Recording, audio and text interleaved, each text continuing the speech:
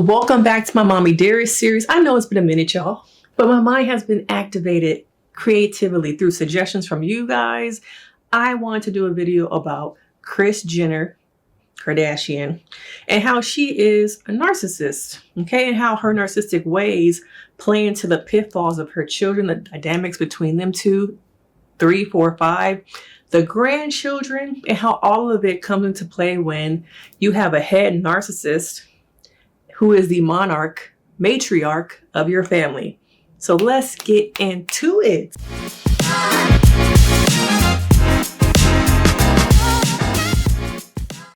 If you're new here, I'm Denise, Brady. I'm a licensed marriage and family therapist, and I talk all things pop culture, reality TV, documentaries. We do a lot of it over here. So make sure you hit that bloop notification bell because you don't want to miss a thing. Now, Kris Kardashian, Kris Jenner, whatever y'all want to call her, okay? Whatever she go by, whatever signs that check, basically. Because I'm sure both them names do still sign on that dotted line and make her and her children lots of dollars, even some of them billionaires. But when you think about the family dynamics, some people look at them and think, I want that family. Why couldn't she be my mom? I want Kris to be my kid's grandmother. I want Kim to be my sister. But it's very dysfunctional. And so through all of the makeup, all the lights, we're gonna pull back the layers and see how Kris, being the head narcissist in charge, and the different roles that play into this family dynamic that has made them celebrities, billionaires, who they are today.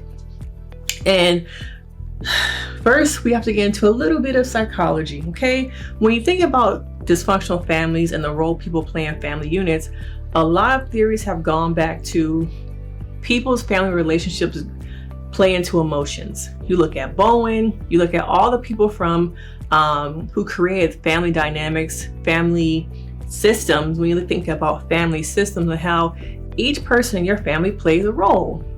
And let's look at some of those roles. You have the golden child, the scapegoat, the parentified child, okay, the addict, the peacemaker, the lost child. Some people might call that the middle child. And so looking at all of these, can you plot and plug in who is who? Well, luckily for you, you don't have to, because I'll do it for you. Okay. Now, first we have Kim, who to me is known as a golden child. Kim really plays into the role of her mom being a narcissist because they interchange. And Kris is able to be behind the camera, but still get that ego inflated by the fact that her daughter is a true symbol of all the work that she has put in her eyes to making her career, allegedly releasing the tape, okay?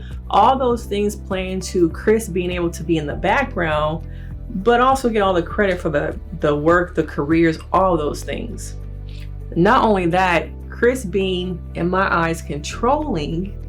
She controls the careers of her children, the business dealings, their relationships.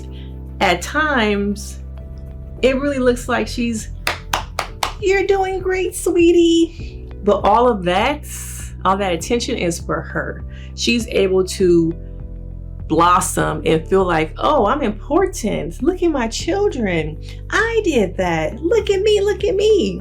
Okay. And Kim is able to fulfill probably some of the dreams maybe Kris had for herself, but Kim plays into that. Okay. Kim to me is the golden child. And I think Kim and Kylie go back and forth with being that golden child. Now, Kylie, on the other hand, often has problems with relationships, similar to her sister, has very young children.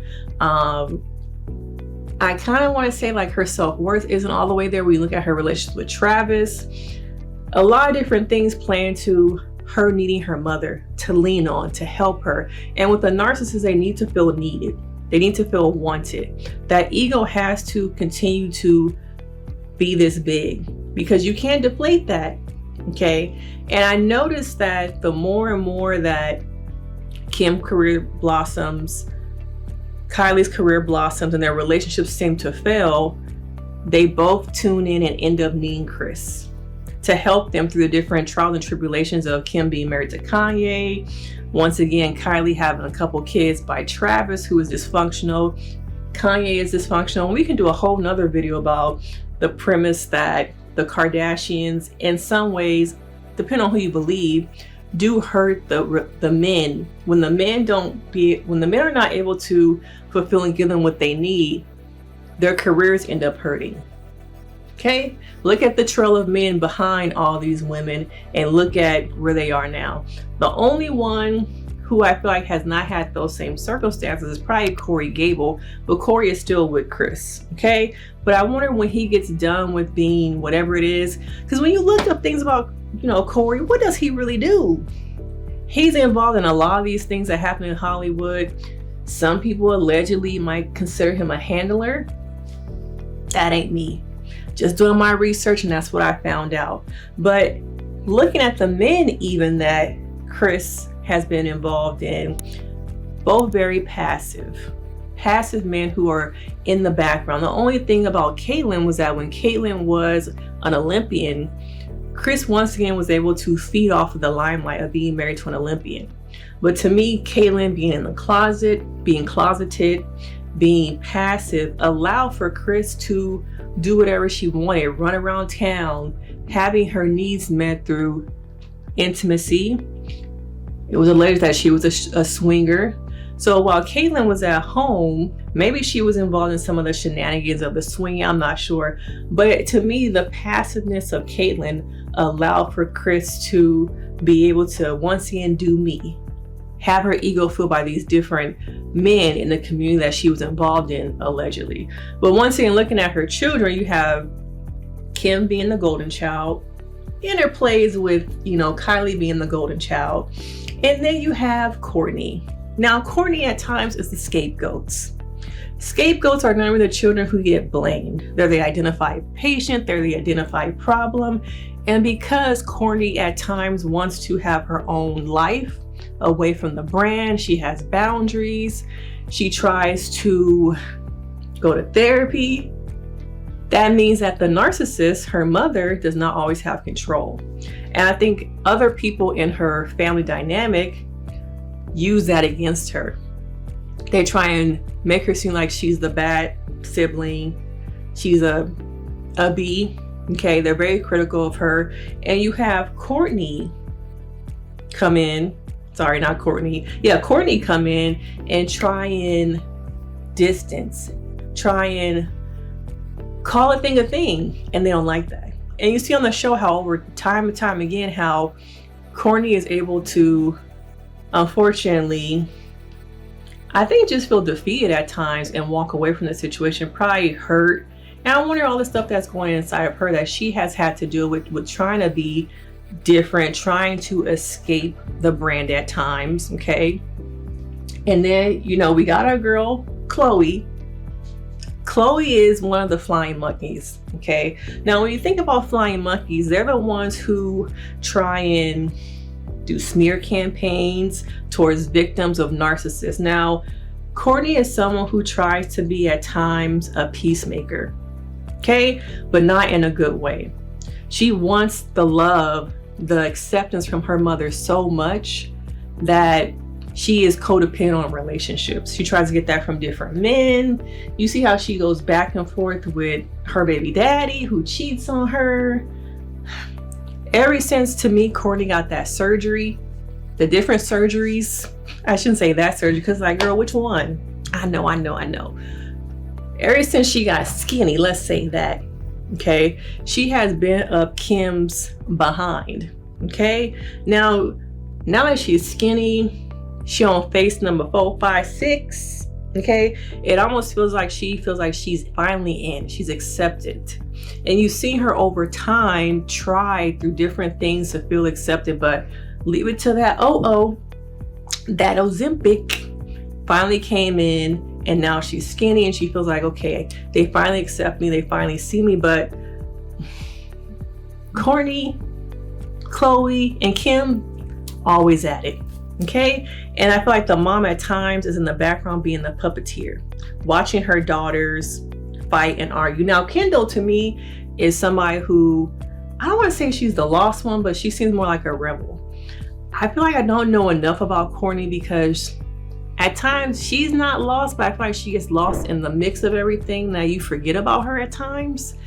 That could be a good thing because she doesn't get involved so much in the stuff that, once again, I think she at times tries to have her own life too, but she gets caught and pulled in. She gets pulled in now. And then we have Bruno. Y'all know who I'm talking about.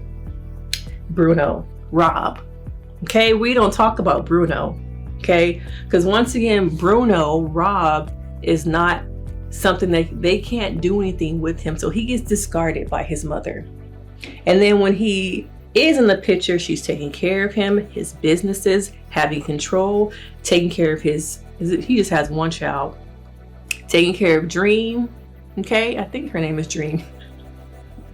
Y'all know I'm not good with names, but you see how she's able to feel needed in all these different relationships. You need me, right? You need me. But I wonder what's going to happen one day when her kids grow out of her. Do you think that will ever happen, that her kids will grow out of this dynamic and really want separation? The only one I have been able to see who really wants the separation is Kourtney. And you see how her boundaries, her growth, it took her a long time to get out of that whole dynamic with Scott Disick and move on and have her own life. But you see how every time she does, she gets kind of pulled back in, or she gets scrutinized. Okay, now Rob himself has so many issues. Some people might label him the lost child. Let me know, y'all think he's the lost one, but he has a lot of dynamics that we don't hear about because the Kardashians have a lot of money and they're able to cover up things. But looking at all these children, they're all dysfunctional. Okay, and on the outside, people want to be them. You want the life, you want the mom, but really what's behind that? And a lot of people see families, you might have friends, and your situation might be bad. And you look at your friend and her mom, and you're like, wow, why didn't I have that? I wish I had that type of mom.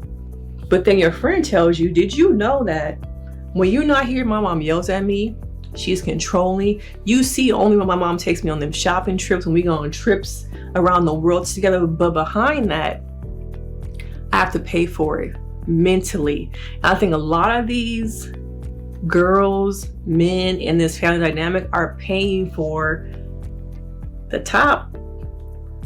They're paying for Kris's narcissism and Kim's narcissism. They're the two head narcissists in this family.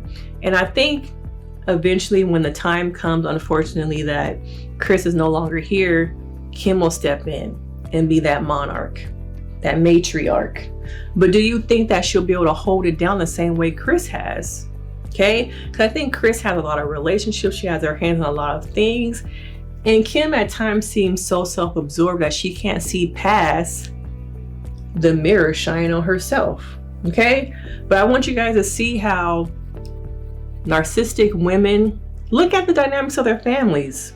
Maybe you could relate. Maybe you have a mother who's a narcissist who's narcissistic. But I want to talk a little bit about Kris Kardashian. She's a narcissist, okay, in my Mommy Dearest series. Well, let me know, who should I do next? Might just do the Duggars, okay? I might just do them. But once again, let me know your thoughts on having a mother who's a narcissist. Do you think the Kardashians are filled with narcissism? Okay. Is there healing for them, or has the world proven that it's okay to be the way you guys are because we'll feed into it and we love it? Make sure you like, you subscribe, and I will see you in the next video. Bye.